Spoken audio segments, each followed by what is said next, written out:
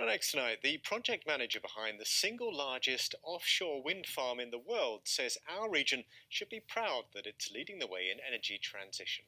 Hornsea 3 is being built in the North Sea, 75 miles off the coast of Cromer, costing £8 billion. It's one of the largest infrastructure projects in the UK. But with 35 miles of trenches having to be dug for wind farm cables and plans for 110 miles of pylons to carry the electricity, this gigantic green scheme has got protesters seeing red. Natalie Gray reports. The trenches for the 35 miles of wind farm cables are snaking their way through Norfolk. From Weybourne on the coast to a converter station just outside Norwich, the countryside is being carved up. The Danish company Orsted hope up to 231 turbines will be producing wind power by 2027. And they insist the noise, disruption, road closures and diversions will be worth it in the end.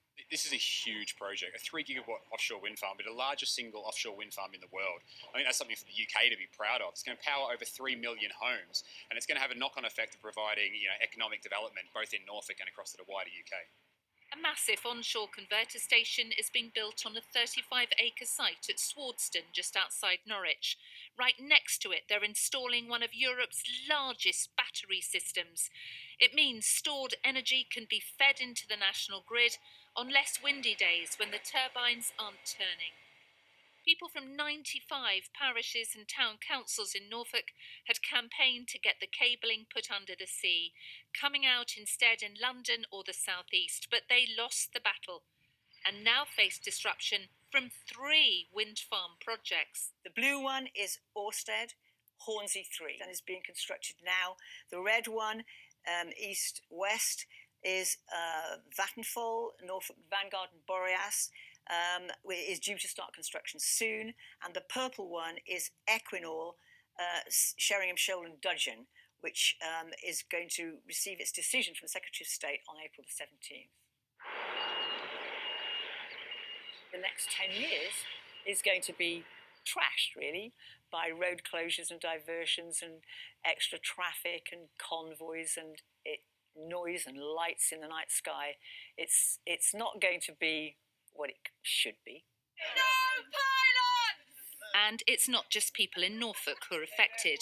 Controversial plans would see 50-metre tall pylons built across 110 miles of countryside in Suffolk and Essex to carry power from the wind farms.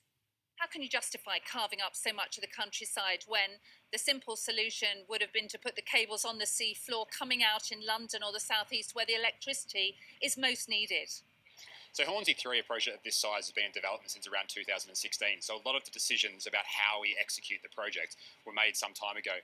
Our main priority right now is to work within the permitted plans we have and to minimise the impact on the local communities as much as possible. I would expect within 12 months of us finishing work, apart from legacy elements such as the onshore converter station here, you wouldn't even know where we were. Orsted is giving £7 million to groups affected by the building of the Mammoth project. They want to support local communities in areas where they construct and operate. But those affected say it's no compensation for the disruption and turmoil they're being forced to live with for years. Natalie Gray, ITV News.